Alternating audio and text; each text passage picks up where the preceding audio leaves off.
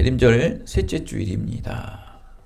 이제 올 한 해도 얼마가 남지 않았죠. 하나님께 새해를 위해서 오늘 에스라 말씀을 통해 우리가 새로운 전환점을 한번 맞고자 합니다. 오늘 에스라 말씀 1절을 보시면은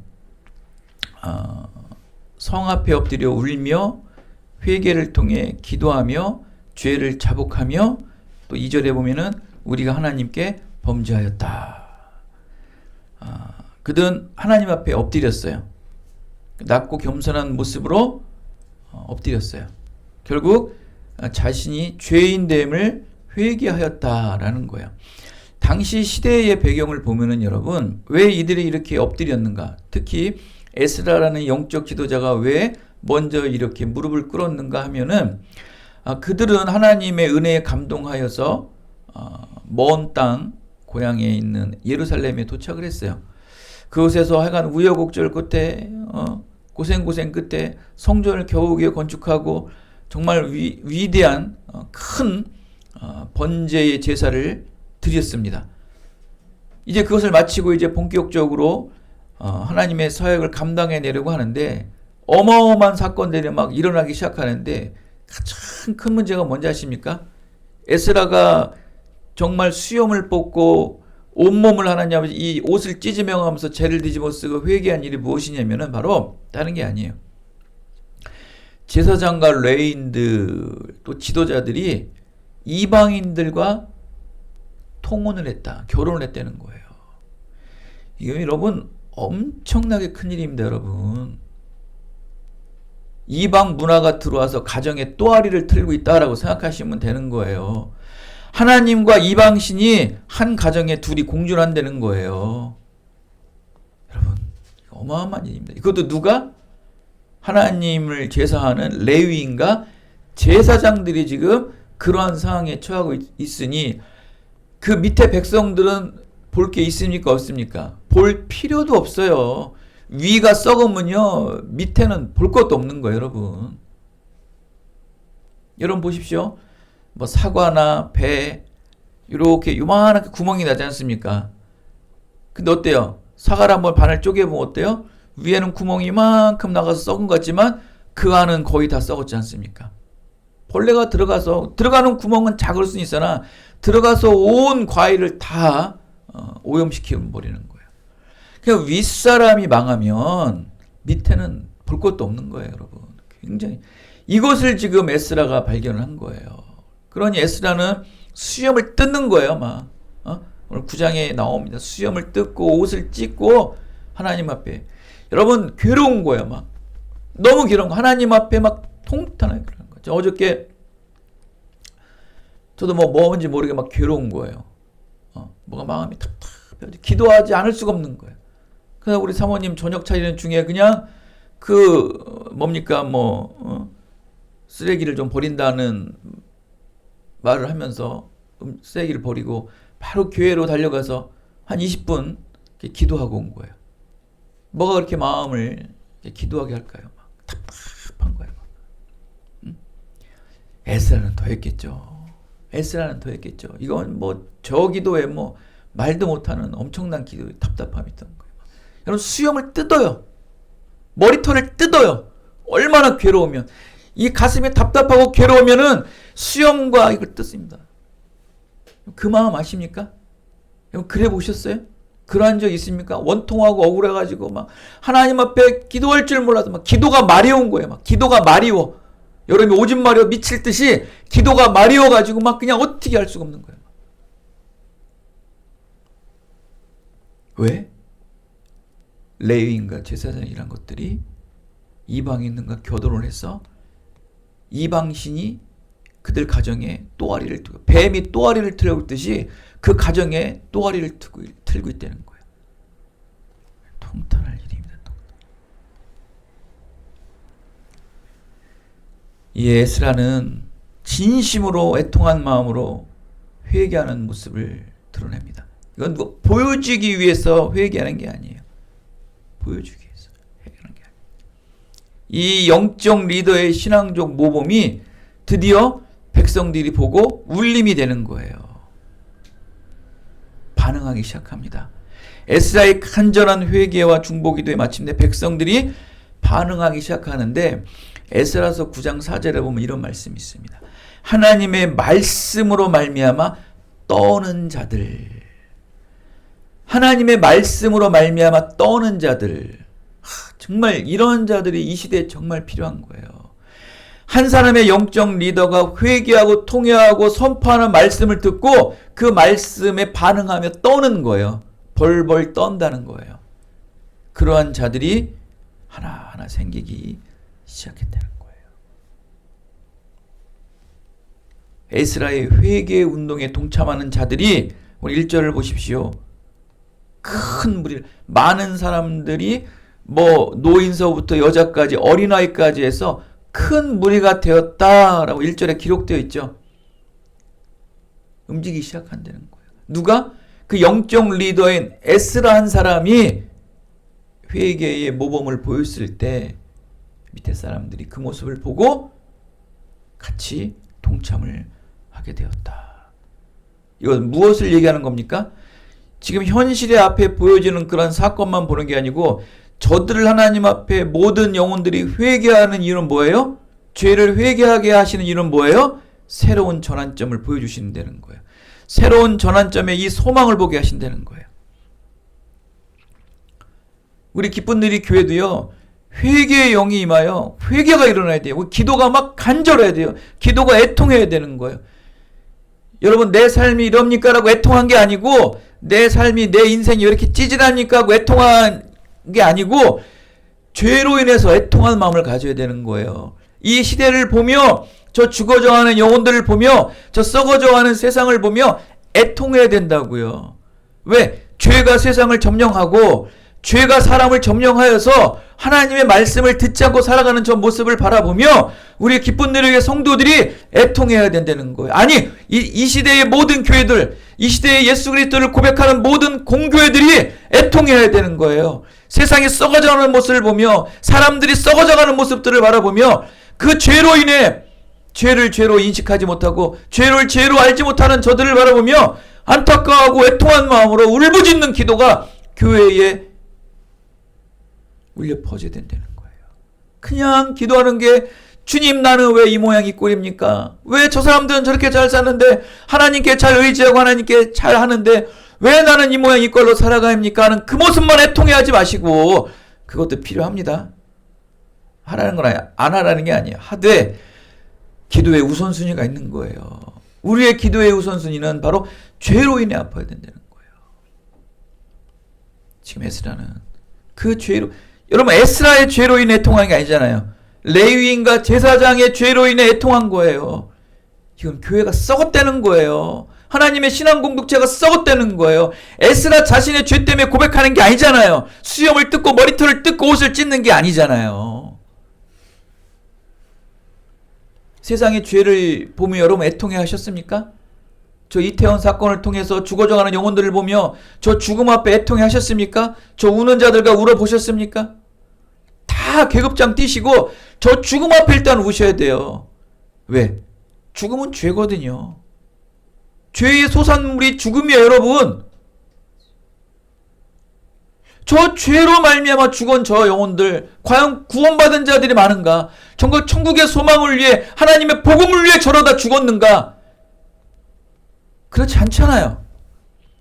스데반 집사와 같이 복음을 외치다 죽은 자들입니까? 예수 그리스도의 이름을 외치다 죽은 자들입니까? 죄로 인해 죽은 자들 아닙니까? 죄를 알지도 못하고 죽은 자들 아닙니까? 죄가 뭔지도 모르고. 그들을 위해 애통해야죠. 그들을 위해 울어보셨습니까? 그들의 맨 죄만 보고 왜 저런 것들 저기서 저러고 있는 이런 것만 따질 줄 알았지.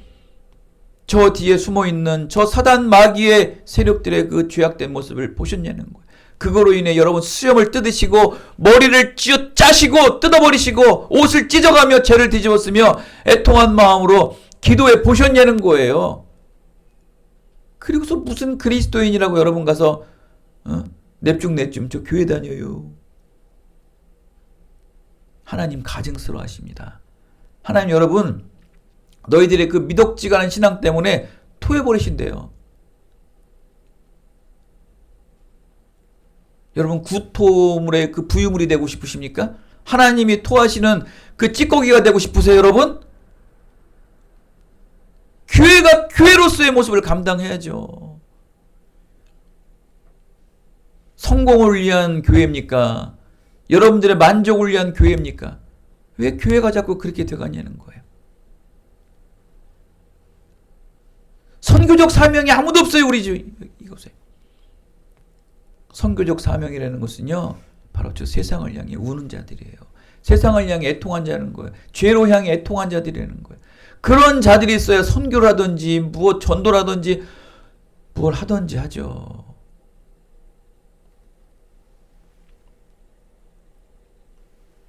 에스라가 하나님의 성전 앞에 엎드려 울며 기도하며 죄를 자복합니다. 에스라의 기도는요, 에스라를 따른 무리에게 지시하고 명령하지 않았어요.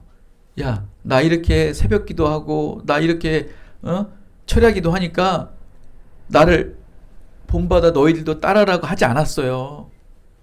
어디 보시오, 그렇게 명령한 게 아니에요.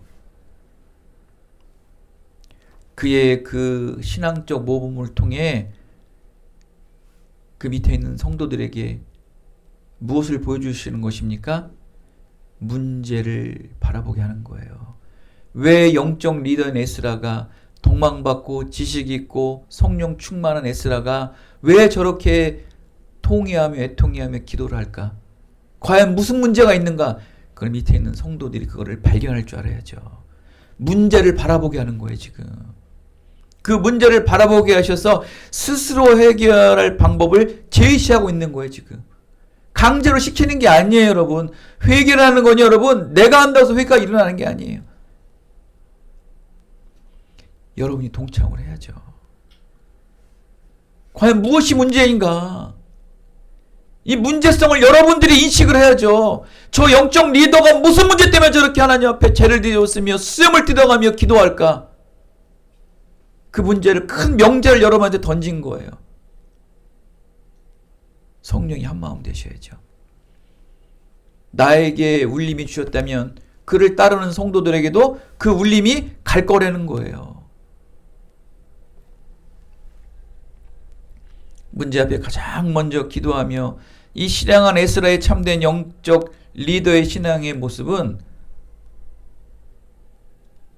정말 본받아야 되는 거예요, 여러분. 신앙의 공동체가 먼저냐, 좋은 지도자가 먼저냐, 해답을 찾게 되는 거예요. 에스라라는 이 좋은 신앙의 영적 리더와 더불어 이 신앙의 공동체 안에서 풀어야 될 문제를 인식하고 그것을 드러내며 고치려고 노력하는 무리의 자세는 그 자체가 이미 좋은 공동체가 되었다는 거예요. 영적 리더가 선포하는 그 말씀의 문제가 무엇인가? 영적 리더가 선포하는 저 말씀의 본질가 무엇인가? 의미가 무엇인가? 그거를 발견해서 그 문제를 같이 해결하고 세워나가야죠. 그걸 직접적으로 얘기를 하고 명령하고 따르고 꾸짖고 혼내야지만 따라갑니까? 이게 문제되는 거예요, 이게.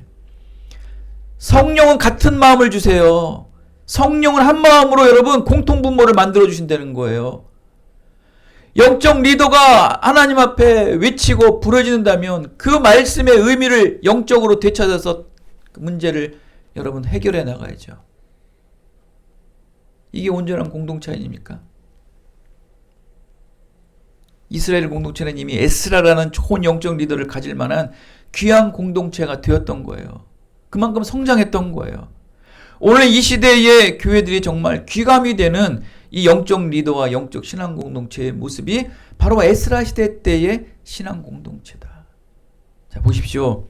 이렇게 벌써 온전한 신앙 공동체가 이루어진 거 있죠. 문제를 제시하면 그 문제를 자각하는 그 성도들이 돼서 그 문제를 또 해결하기 위해서 회개하고 통회하며 영적 리더와 함께 기도로서 하나 되는 이런 온전한 신앙의 공동체가 됐을 때 어떤 일이 일어나는지 보십시오. 2절에 보십시오. 스가냐가 에스라에게 이르되 우리가 우리 하나님께 범죄하며, 그러면서 마지막에 뭐라고 말합니까? 스가냐는 이스라엘에 아직도 소망이 있습니다. 되는 집은 되는 거예요. 이렇게 간절히 기도하는 에스라의 기도를 보고 이 스가냐가 스가냐라는 사람이 일어납니다. 그리고 그에게 에스라를 위로해요. 도리어 위로해요. 아직 이스라엘 공동체에 소망이 있다고 말씀을 하는 거예요. 그러면서 그럼 그가 합니다. 이방인과 통혼한 유다 백성의 죄와 이 스가냐의 아버지가 26절에 나오거든요. 그의 아버지도 이방인과 결혼한 아버지예요. 그거를 보고 자란 사람이에요. 그 아버지의 죄를 그 아들이 통회하는 거예요. 마치 자신의 죄를 고백하듯 통회하는 거예요. 이방인 아내와 소생들을 다 내보내게 되는 거예요. 결단이 쓰는 거예요. 하나님 언약을 다시 세우자. 우리가 잘못 살았다. 우리 아버지가 저 이방 여자와 결혼하고 이방 문화가 들어왔는데 내가 그걸 회개하지 않고 통회하지 않은 나도 잘못이다면서 이 에스라 선지자의 그 통회의 모습을 보고 스가냐가 일어나 지금의 이 만연되어 있는 레위인과 제사장들의 또 모든 밑에 백성들의 수많은 여대 이방인들과 통혼과 이방 문화가 들어온 것들을 철저하게 제거하자라고 외치기 시작하는 거예요. 에스라는 이 스가냐의 말한 제안을 받아들입니다. 공동체 정화운동을 추진하도록 맹세를 합니다. 이렇게 스가냐는 에스라가 신앙공동체 개혁을 추진할 수 있도록 돕는 조력자가 되는 거예요. 이렇게 신앙공동체 가득한 죄악 앞에 가장 먼저 겸손하게 회개하는 지도자 옆에는 함께 말씀으로 기도하고 말씀에 순종하는 이 돕는 신실한 조력자가 있다는 거예요. 뭐 밑에 뭐가 있다는 거예요. 그러한 신앙공동체에 이렇게 기도하는 자가 있다는 거예요. 영적 리더 옆에 이러한 기도하는 자, 회개하는 자, 개혁하는 자가 있어야죠. 이게 기도의 조력자고 이게 기도를 돕는 자라는 거예요. 에스라 선지자 말대로 지금 이 썩어져가는 이 공동체를 제거하자. 여러분, 자기 아내를 버려야 되는 거예요. 비록 이방 여인일지라도요, 아내를 버려야 돼요. 그리고 문제가 뭔지 아십니까? 그 아내와 결혼한 자식들, 그 아이마저도 다 내보내야 된다는 거예요. 이거 쉽지 않습니다, 여러분. 뭐 때문에? 무엇 때문에? 신앙 때문에. 하나님의 온전한 신앙 공동체를 이루기 위해서, 거룩하고 정결한 하나님의 신앙 공동체를 이루기 위해서 이 죄를 도려내야 되는데 완전히 도려내는 게 아니고 그걸 아예 자체로 잘라버린다는 거예요. 뿌리까지도. 아내를 내쫓고 그의 소생들, 자식들을 내쫓아버린다는 거예요. 굉장한 결단이죠. 그거를 스가냐가 행하겠다는 거예요.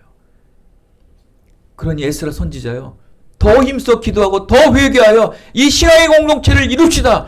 그래야 우리의 이 이스라엘 공동체에 소망이 있습니다라는 거예요. 진정한 소망은요, 이렇게 죄를 썩은 것을 끊어내고 자르는 거예요, 여러분. 여러분, 새로운 희망의 소망의 은혜를 살고 싶으십니까? 지금의 모든 습관, 지금의 모든 관습들, 규범들 다 자르고 도려내셔야 돼요. 그거 안 버리면 결코 새로운 전환점이 일어서잖아요. 아내를 버리고, 여러분, 자기 자식을 버린다는 건요, 이건 뭐 어마어마한 결단이에요. 무엇 때문에? 신앙 때문에. 신앙의 것도 자기 신앙만 지키는 게 아니에요. 신앙의 전체 공동체를 이루기 위해, 하나님의 뜻과 하나님의 계획을 이루기 위해 아내를 버리고 자식을 내쫓는다는 건 무슨 동화 이야기처럼 듣지 마세요. 에스라의 마음이 스가냐의 마음에 전달돼서 그가 일어서는 거예요. 굳이 명령할 필요가 없다는 거예요. 문제점을 던졌으면 그 문제점을 성령께서 알려주신다는 거예요. 그럼 조력자가 그걸 함께 간다는 거예요. 그런 신앙 공동체가 이루어지죠. 개혁이 일어나는 거예요. 이게 신앙 개혁이에요. 이게 소망을 품은 자들의 모습이라는 거예요. 그래서 우리가 항상 제가 늘 강조하는 말이 그거지 않습니까? 무엇인가의 새로운 일을 할 때 무엇부터 하라? 새로운 일을 시작할 때 무엇부터 하라고 그랬어요, 항상? 새로운 일을 시작할 때 항상 하는 건 뭐다? 예전 습관을 버려라. 예전 습관을 버려라. 이거를 안 버리면요, 절대 새로운 일을 시작하지 못합니다. 똑같지 않습니까? 이스라엘의 소망이 또 다 뭡니까? 이 썩은 죄를 도려내야지만 이스라엘의 소망이 되는 거예요. 예전에 여러분 가졌던 생각들, 관습들 이거 안 버리면요, 이거 도려내지 않으면요, 새로운 전환점은 일어나지 않습니다, 여러분. 근데 버리기가 그렇게 힘들죠? 안 되죠? 여러분 이 말씀은요, 보통 결단이 아니에요, 여러분. 이러한 자들만이 하나님의 구원의 계획을 이루고 나간다라는 걸 아셔야 돼요. 여러분들의 결단, 여러분들의 이 말랑말랑한 여러분의 그러한 결단 갖고는 세상 개혁 못합니다. 여러분이 속해 있는 공동체도, 여러분 인생도 개혁 못하는 사람이 무슨 세상을 개혁합니까? 신앙으로 하나님의 개혁, 신앙으로 하나님의 나라를 개혁한다는 건 여러분 이 정도의 결단이에요.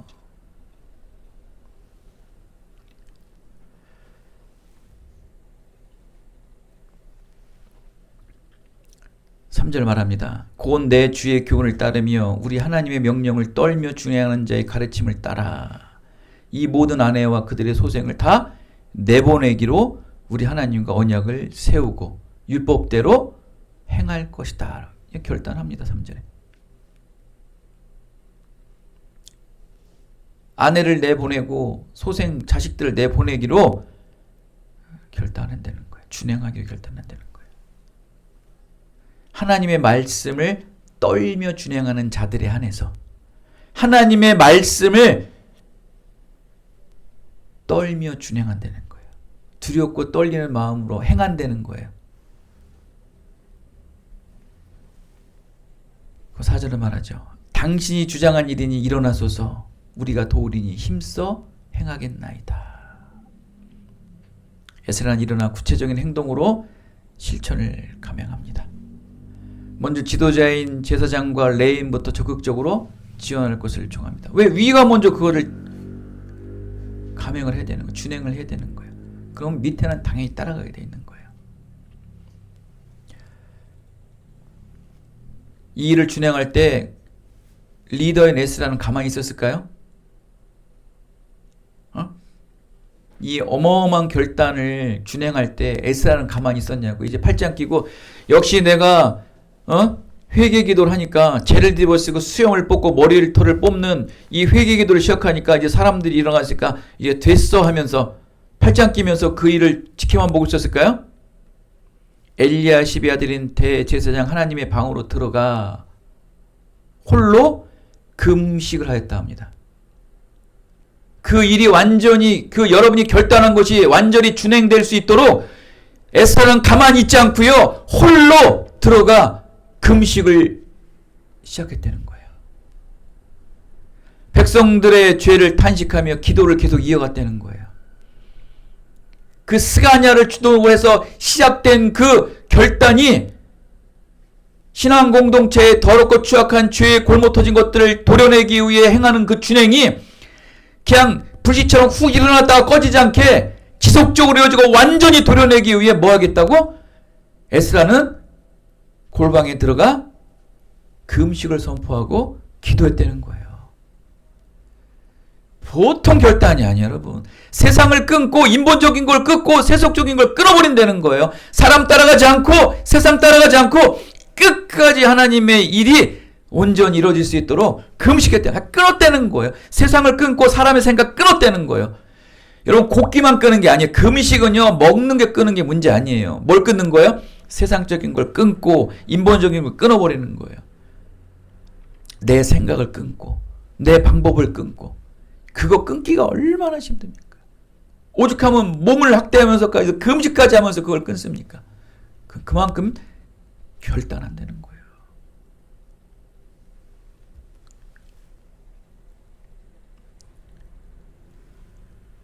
이런 에스라가 있었기에 이러한 신앙 공동체는 새로운 전환점을 맞이하게 됩니다, 여러분.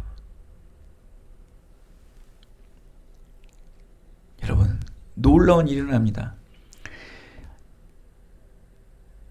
에스라가 이런 일들을 준행할 때 모든 이들을 예루살렘에 모이게 합니다. 모든 이들을 예루살렘에 모이게 해요. 아홉째 달 21일에 예루살렘 광장에 모든 이들이 모입니다.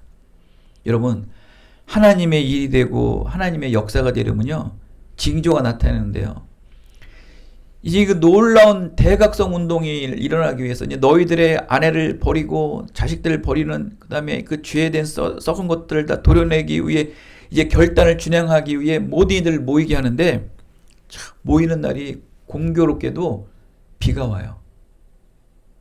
하나님의 그 성전 앞에 모이기도 두렵고 떨리는데, 알잖아요. 들었잖아요.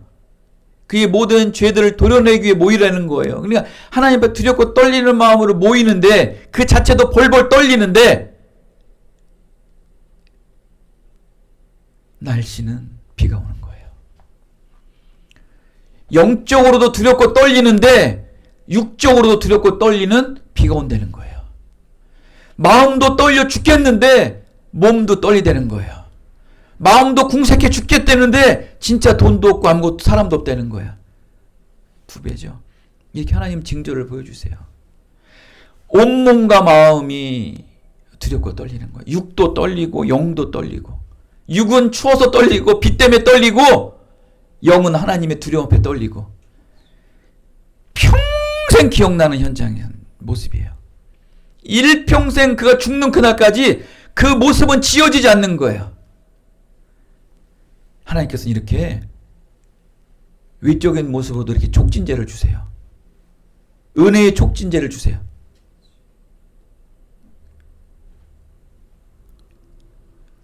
루터가 보십시오. 루터도 친구와 함께 벌판을 지나가다가 번개를 맞았는데, 같은 번개인데 옆에 같이 가는 친구인데 옆에 가는 친구만 번개 맞지 않습니까? 평생 못 잊는 거예요, 여러분. 옆에 있는 친구가 번개 맞아 새까맣게 타 죽은 걸 보면서 루터는 뭘 생각했을까요? 하나님의 은혜를 받으며 눈으로는 뭘 보고 있어요? 자기 친구의 죽은 시커멓게 탄 시체를 보고 있는 거예요. 하나님은 이렇게 시작하시는 거예요. 징조를 보여주세요. 가뜩이나 두렵고 떨리는데 쌀쌀한 날씨에 비까지 오면서, 예루살렘에 비도 많이 안 오는데 왜 그날은 이렇게 공교롭게 비가 왔을까? 벌벌 떠는 마음으로 자신들의 범죄 때문에 차가운 비, 두려운 징계, 비로 느껴지게 되었겠죠. 철저히 회개하고 통회합니다. 자복합니다. 그러면서 11절 말하죠. 죄를 자복하고 그의 뜻대로 행하여 그 지방 사람들과 이방 여인을 끊어버리라 라는 말씀에 그들은 이제 응답하기 시작합니다. 반응하기 시작합니다.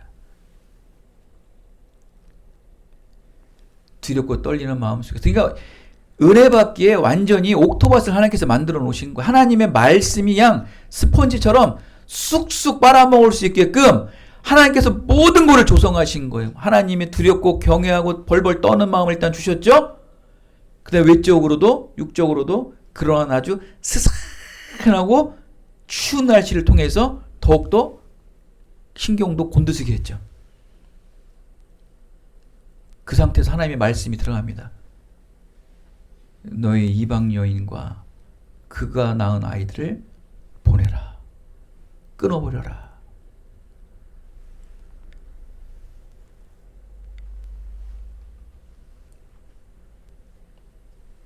백성들 사이에서는 이미 개혁이라는 열망과 소망을 품었기에 가시같이 찌르는 지적과 꾸짖음의 말씀을 온전히 순종함으로 모든 백성이 큰 소리로 화답을 합니다. 모든 회중이 큰 소리로 대답하여 이르되 12절에 나오죠. 당신의 말씀대로 우리가 마땅히 행할 것이다. 우리 12절 말씀 크게 읽어볼게요. 시작. 모든 회중이 큰 소리로 대답하여 이르되 당신의 말씀대로 우리가 마땅히 할 것이다. 너희 아내를 끊어라. 너희 자녀를 끊어라. 너희 습관을 끊어라. 너희 교만을 끊어라. 너의 그 게으름을 끊어라. 모든 이들이 아멘으로 화답하는 거예요. 마음을 굳게 정하게 되었기에 모든 사람이 큰 소리를 내며 한 마음으로 적극 동참하게 되었다. 이렇게 은혜를 사모하는 자에게는요, 무엇이든지 예하며 순종한다는 거예요. 은혜를 사모하고 보십시오. 예밖에 없어요. 예, 예, 아멘 하는 거예요. 모든 사람이 진정한 부흥과 영적 회복을 사모했기에 동참하기로 마음을 굳게 정할 수 있었고, 간절히 소망할 수 있었고, 또 꿈을 꿀 수 있었다. 여러분, 우리 기쁜 내리교회를 소망하시고 꿈을 꾸십니까? 기쁜 내리교회 부흥과 기쁜 내리교회 온전한 사역을 이루시기 위해 소망하시고 꿈을 꾸시냐고요? 그럼 뭐 하셔야 돼요? 뭐 하셔야 돼요? 죄를 자각하시고 회개하셔야 돼요. 두렵고 떨리는 마음으로 하나님 앞에 나오셔가지고 여러분의 습관, 게으름, 생각, 그 모든 것들을 다 끊기로 결단하셔야 돼요. 그렇지 않으면요, 기쁜 내력에는 희망도 소망도 없어요. 근데 여러분, 반대 세력도 있어요. 이 15절에 보면 여러분, 반대 세력도 있어요. 그런데 여러분, 워낙 이 소망과 비전과 꿈들이 하나님의 은혜를, 개혁을 사모하는 마음이 워낙 강하니까요, 이런 반대 세력이 있어도요, 이겨내지를 못하고 그냥 튕겨나가요. 예전 같았으면 이 반대 세력 이네 말에 그냥 혹 빠져가지고 넘어갈 텐데, 워낙 강한 거예요, 지금. 워낙 믿음이, 이 모든 이들이 하나가 된 거예요. 하나님 벌벌 떨죠. 비는 와서 두려움 막 떨고 있죠. 임팩트가 너무 강한 거예요. 하나님의 은혜 받은 그 임팩트가 너무 강한 거예요. 육과 영이 너무 강한 거예요. 그 영적 세력들이요, 치질 못하는 거예요. 영적 개혁에 동참하는 세력이 강하다 보니까 이 반대 세력은 존재하고 있으나 그 힘을 펼칠 수가 없다는 거예요. 그래서 제가 이런 말을 자주 하잖아요. 우리 면역세포가 강하면요, 암세포가 어리도 자리하지 못한다는 거예요. 그러니까 암이 들어섰다는 거는 우리의 면역세포가 그만큼 약해졌다는 거예요, 여러분. 지금 우리 의사들이 그러잖아요. 여러분 모두 건강한 사람도 암세포가 있대요, 없대요? 다 있대요. 지금 여러분 있고 저도 다 있어요, 여러분. 암세포가. 암세포와 건강한 면역세포가 같이 공존하고 있는 거예요, 우리 몸속에는. 근데 암이 왜 존재하는 거예요? 우리 면역세포가 약해지면 존재하는 거예요. 믿음도 마찬가지예요. 우리 믿음이 강하잖아요. 꿈과 소망이 강하잖아요. 하나님의 은혜를 사모하잖아요. 영과 육이 온전하잖아요. 그러면 이 세상의 세력들, 우리의 그 결단한 것들을 못 흔들다니까요. 원체 강해서. 그 유혹들은 계속 와요. 그 미혹들은 계속 와요. 동관아, 교회 그만해. 신목사, 교회 이제 그만둬. 뭐 성도도 없는데, 사람도 없는데, 아이고 네 돈 맨날 꾸러박으면서 뭘 교회해. 그만둬라는 마음이 들어야 안 들어요? 하루에 10번 이상은 들어요. 근데 뭐가 강해요? 소망이 강한 거예요. 믿음이 강한 거예요. 꿈이 강한 거예요. 하나님의 뜻이 강한 거예요. 이 강한 것이요, 그만두라는 걸 눌러버리는 거예요. 새벽에 나도 모르게 눈이 떠서 사모와 둘이 오늘 앉아서 기도하는 거예요, 통회하며. 그 힘이 어디서 나오는 거예요? 그 힘이 어디서 나오냐고요? 하나님으로부터죠. 우리의 소망이 어디서부터 나오는 거예요? 그 죄를 누르는 힘이 센 거예요. 말씀이에요, 말씀. 말씀이 우리를 덮어버리는 거예요. 세상을 덮어버리는 거예요. 우리의 유혹을 덮어버리는 거예요. 여러분, 그거 안 끊으면 안 돼요. 말씀이 여러분의 관습, 생각 끊어버려야 돼요. 안 끊는 건요, 지금 계속 타협하고 있다는 거예요, 여러분. 사랑하는 여러분, 하나님 앞에 자복하십시오. 이 교회가 부흥하고 이 교회가 변육되고 여러분의 인생이 변육되고 싶으면 하나님 앞에 꼬꾸라지세요. 여러분 머리털을 뽑으시고 수염을 뽑는 마음으로 하나님 앞에 회개하시라고요. 회개하지 못하는 것도 회개하시고, 이 신목사가 강조하는 그 모든 말씀 속에 무슨 문제가 있는지 여러분 같이 동참하셔서 그 문제를 하나님의 말씀으로 찾으시기 바랍니다. 그때 소망은 펼쳐지고요. 꿈은 이루어지게 되는 여러분의 인생의 삶이 다 되시기를 예수 그리스도의 이름으로 축원드리겠습니다. 하나님 감사합니다. 하나님의 새로운 전환점을 위해